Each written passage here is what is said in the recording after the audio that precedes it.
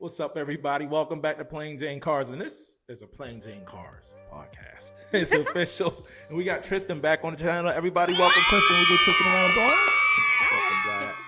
So we wanted to come to you guys tonight and talk about something that I think is interesting. If you follow me on Instagram, you already know what this podcast is going to be about because I actually went off in my stories yesterday. I was spitting. I ain't even gonna lie. I don't post a lot on Instagram, and when I do, I try to make it more personal and engaging. It's not really about cars or my car, even though my Instagram is my car. Yeah. It's controversial car mods. And some of the stuff that we're gonna talk about is probably a little bit layers deep into like the car game. Like me and Tristan, we love cars, so we kind of into the car game. So we're gonna start with our first one. And it's something that everybody knows about, and that's dark tint. And I mean like limo tint, presidential level tint, 5% tint. Yeah. What do you think about that? Like, do you think that, I mean, because people been doing it forever. Why do people do it? They think they're cool. I think people just want to have look like, hey, look at me. Like, you can't see me. You don't even know who's in here. I guess, I don't know. But it's functional, you know, blocks out the sun.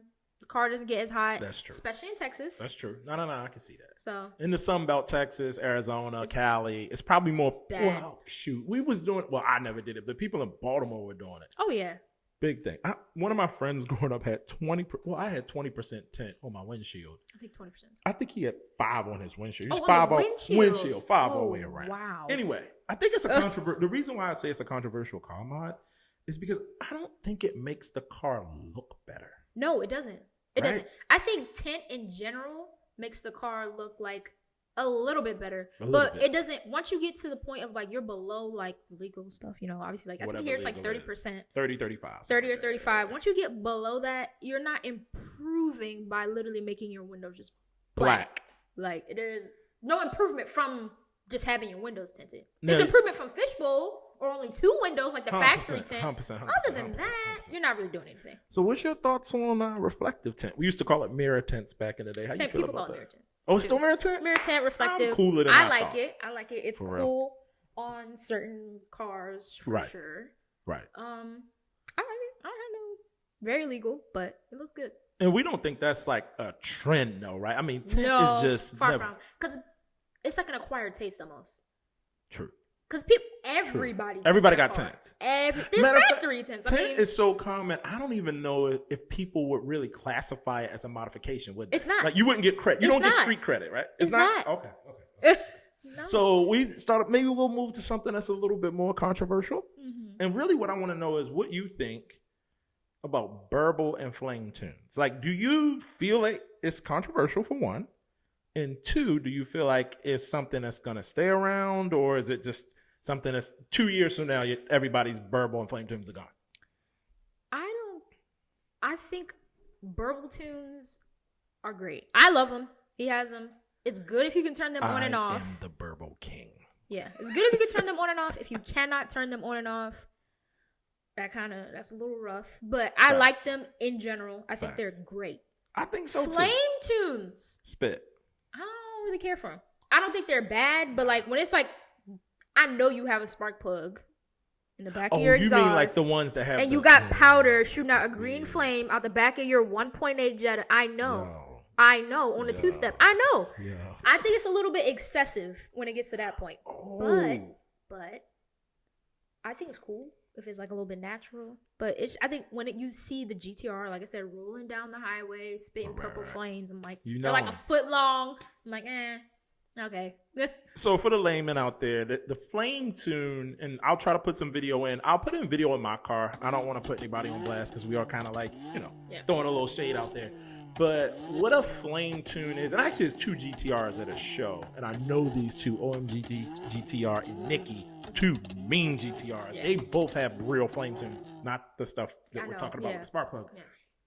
It's just something that's called aggressive overrun. The tuner can put it in, and basically it just sprays. Your injector stays open a little bit longer, and it catches on fire in the exhaust. Not really safe, but it is cooler, I think, when it's done organically and authentically, even though it's still fake. I mean, it's a fake flame. I think even that but it's not is like fake flame. I think even that to an extent, because Anybody with a turbo, they're like, I'm about to shoot flames on my car. 100%. I would never do that to my Jetta. You can get a soda bottle that has more displacement than the engine that's in my Jetta. It's 1.4 liters, but a lot of. Why you always throwing shade at the Jetta, yo? The Jetta I love cool, my man. Jetta, but it's just like They it'll throwing never shade. be. I can see the GTI. Like I really see the GTI people like really want to do it, but the GLI Jetta situation, I don't understand it. So, are Burble tunes and flame tunes gonna go away in the next 2 or 3 years? Are they gonna go away? Nah. I think they're here to stay. Yeah. I think there'll just be people that are like, people it's like excessive. fire. People like fire. Oh, 100%. People like fire. I see videos all the time where people like in Halloween they had the pumpkins on there shooting flames. I'm like, that's cool. That's cool. There's marshmallows. The cool. viral one Yeah. of I think it's an A90 Supra with the corn. Oh yeah. Make a popcorn. Popcorn. That's cool. It's never gonna go away. It's cool. And people that say that they don't like flame tunes, they be lying. Yeah. I'm like, I think it can be excessive. You can't do it all the time. So the last time I activated my flame that was tune probably was 2 years ago. 3 years. When we were in like the middle of nowhere, 2019, Austin. I think, or 2020. Yeah. So it's like That not something. It's cool when you do it that often, but when you do it like every week in every car meet, two-step in every car meet, and I recognize your car at every car show, and you always two-stepping. We need to please move stop on. it. We need to move on. Stop it, please. Plain Jane Cars does not want any beef. Nah, but I agree. Like putting a two-step on certain cars, like a watt box on a non-performance vehicle for the sake of hitting a two-step is odd. I'm not gonna lie. All right, so something related to that I think for me personally is extremely controversial is straight pipe exhaust. Now, to have a flame tune or a burble tune, to turn it up to 10, you have to have nothing basically in between the engine and the tip of the exhaust. It's kind of how it works. You can have things in between it, but the more you put in between it, the less those effects are. So catalytic converter, resonator, muffler, kills the flame, kills the burble. Right.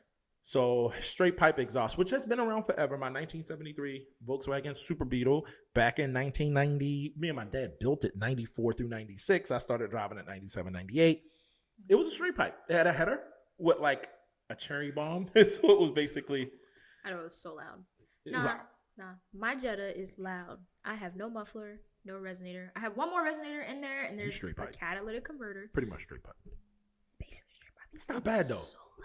It's it loud. Sounds fine. It's not bad. It sounds fine for what it is. Like I said, the displacement is 1.4 liters. It sounds fine for what it is. It's tasteful. It's loud. It's loud though. Yeah. There's no rasp. It's just loud. It doesn't sound bad. It's just loud. I think what makes straight pipe to me controversial, like why it made my list, is because people do too much. There are people like, I don't know. Do you say? I think it's Gintani. I used to say Gintani, but Gintani. Like Hussein has his SVJ, and I'm pretty sure Hussein has a Gintani, however you say it. Yeah. And they like spent time with R&D, getting the length of the headers right, getting the length of the exhaust right to make it sound like a screaming V12. Like it sounds good. It's also V12. So most people don't have pitch those. is a little different, right? Most people are doing that to their turbo 4-cylinder because that's what I want to do. I was just like, I want to put my foot to the ground and hear my turbo because I can never hear it anyways. And I've done that for like over a year, and I'm kind of over it. So, and you have what I would suggest is still keeping some component, right? Yeah, having a resonator, having a keeping your catalytic converter. It makes a difference. It does because it sounds good. It's just very loud. I think muffler shops should be tasked with telling people, like this warning probably them. Isn't the best idea. You know what? I know you probably think you want to do this. Do you drive this car every day? It should be like a questionnaire you have to fill out. Every day droning, going 75 down I-10. I'm just like. Your first road trip to Austin with like straight pipe exhaust, rattling your fillings out. And I just got my lowering springs put on, so I'm bouncing. It hadn't settled. Everywhere. It's not that bad now, but it was so bad. Yeah. So controversial. Not a bad thing because we have straight pipe exhaust in our family. We have modified exhaust on pretty much every car I know I've ever owned. So I just think it needs to be tasteful and well thought out. 100%. The next one is, I think, a trend, and I'm not going to say it's controversial because it's been around forever, but it's making a comeback, and that's underglow. What's your thoughts on underglow? What's your feels on underglow? Because back in the day, just to let y'all know, underglow was a thing. I mean, if you look at Fast and Furious, right? Yeah, they were running neons. I think that's probably where it's. We were running fluorescent bulbs. I mean, I'll go that far back. And sound systems, like setups, like for the old guys we know in your trunk, you had neons, you had fluorescents, and it was a thing. Yeah.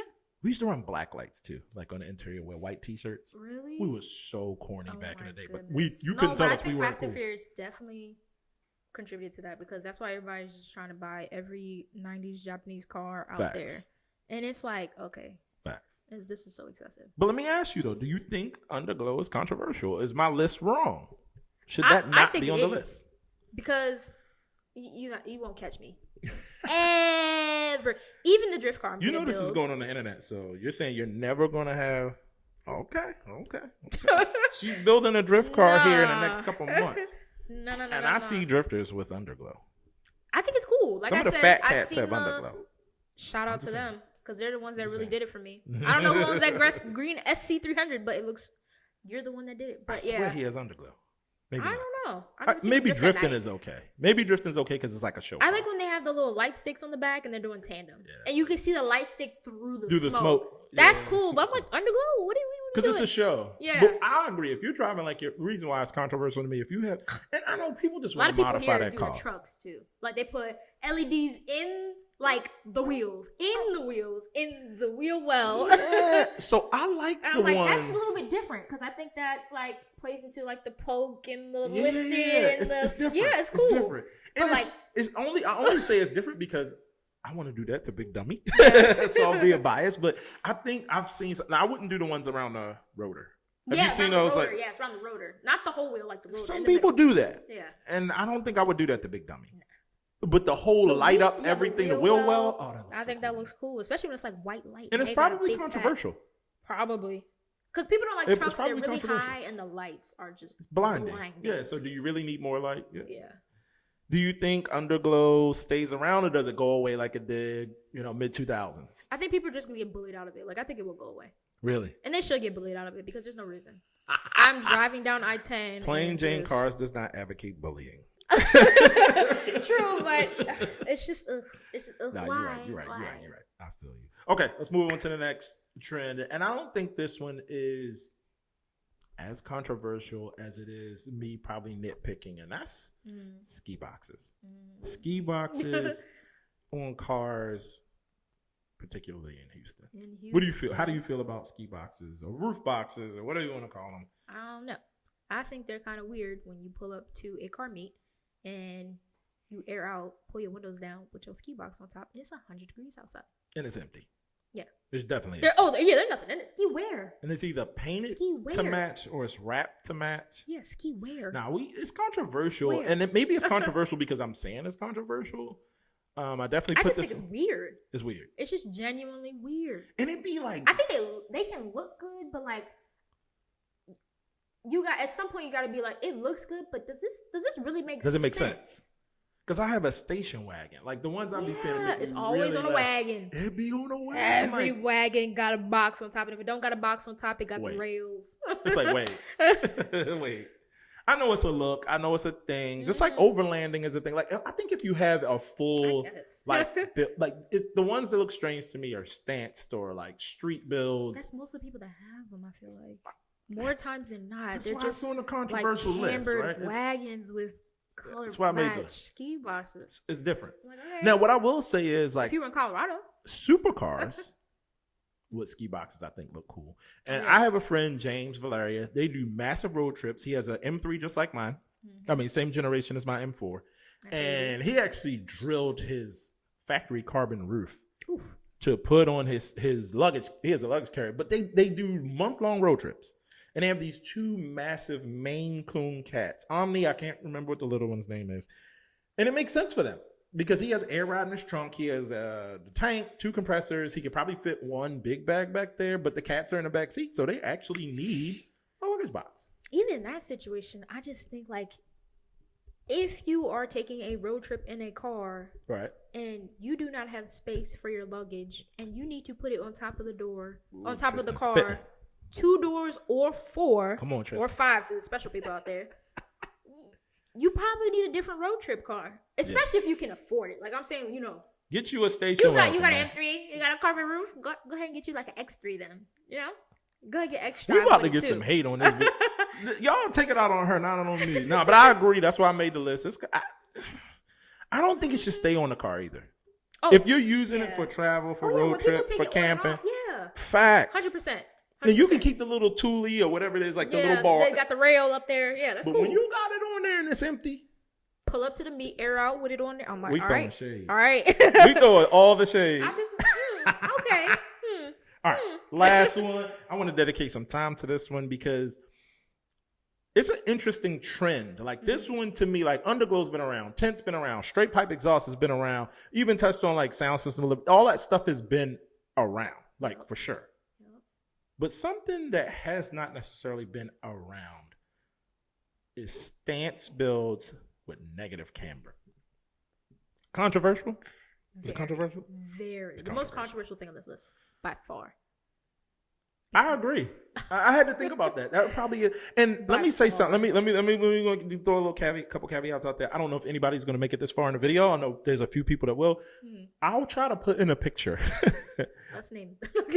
I'm going to put Stancy Pants' car because I think he's okay. Everybody in the car community knows who he is, and he made a name for himself by having like a really crazy build. He couldn't get his RX-8 on the trailer. That's what really. I think that was for GAT. Yeah, they were. Yeah. Oh, that was crazy. Which is a huge car show. That was crazy. That I probably should go to. A couple of guys from APOC and the Under Pressure guys were thinking about going. I don't know. I don't have a show car anymore, so. But the point is, Stancy Pants. This is what it looks like. We're gonna put him in there. Hopefully, Anyway, it's extreme. Very. And you see that even that extreme. Even with a little bit less than that extreme, like, I don't know, I think Stancy Pants had like 25, -25, something like that. Yeah. Mid-20s negative degree, camper. Yeah, so for cars like me, for my car, I'm 3. -3, -4, maybe. That's maybe probably 3. just for fitment. It could be a little bit of functional. I mean, I know some guys that are running like 6, 7, 8. Once you get to 10, I'm like, all right. But we know a couple guys. A few.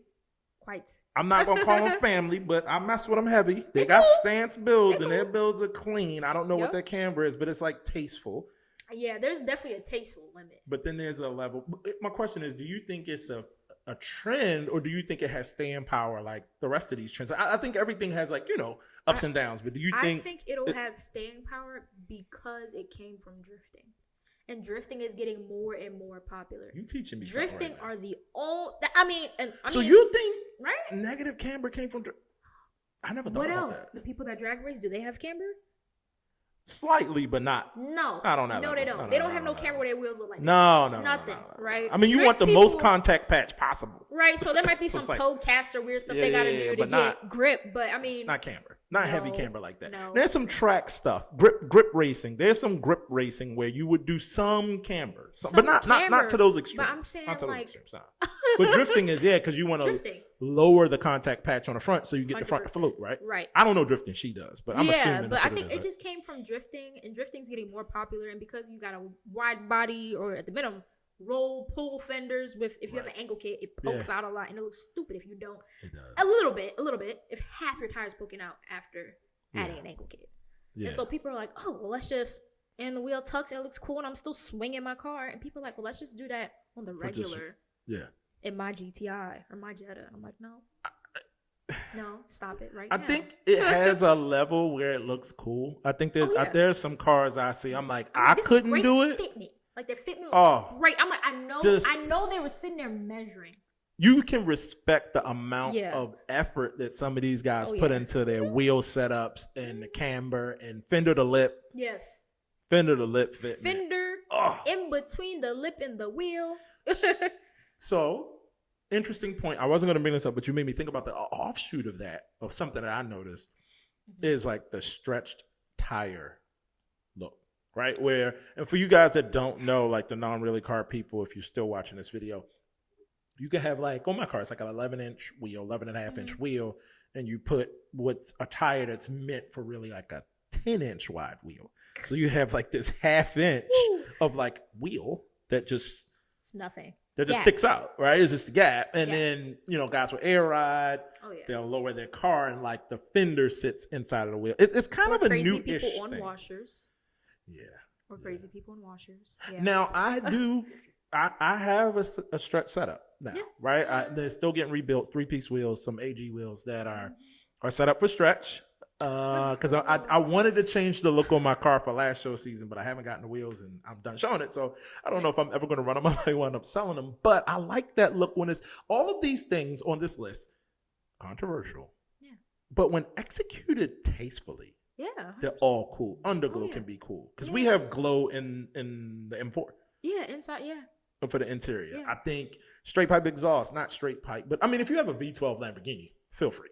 But anything else needs to have some literally anything else other than a V10 or V12 needs to have some type of restriction. So I wonder if the 5-cylinder are because they sound good. Cameron, my brother's has a VR6. I don't know if any of you know what that is. It doesn't come in really anything. That's really an inline 6 though. Okay, it's a VR6, but it's kind of an inline definitely VR6. It doesn't sound. It sounds very different though. It has like VQ vibes. Like if you put a good exhaust on a VQ, no, VR6. No. I mean, the VR6 has more grumble. Oh yes, it sounds great. Great. If a regular V6 sounded like that, I don't think anybody would complain about the sounds that like VQs make. I agree. That's what I'm saying. I think it has all the benefits of V6 potential and power and stuff like that. Yes, but it has the amazing sound of an inline 6. Like it's the best of both worlds. So I love his car for that. Controversial list. First podcast. Thanks for joining me. We're going to be on more often. If you made it this part in the video, comment below. Made it to the end. We appreciate you guys. This was our list of controversial car mods. We're going to have a whole bunch of episodes. We're just going to keep pumping out the content because we got a lot that we want to talk about. We appreciate the support on the most recent videos. If you have not, browse the channel. There's something for everybody. I've been doing videos for 3 or 4 years now, so just go to Plain Jane Cars. You can search it on YouTube. If you already subscribed, and go look at some of the other videos. You can see the progression and how ADD I am because I change my mind like every month. And I take 8 months off. Yeah. But we appreciate you guys. We're going to see you in the next podcast. Peace.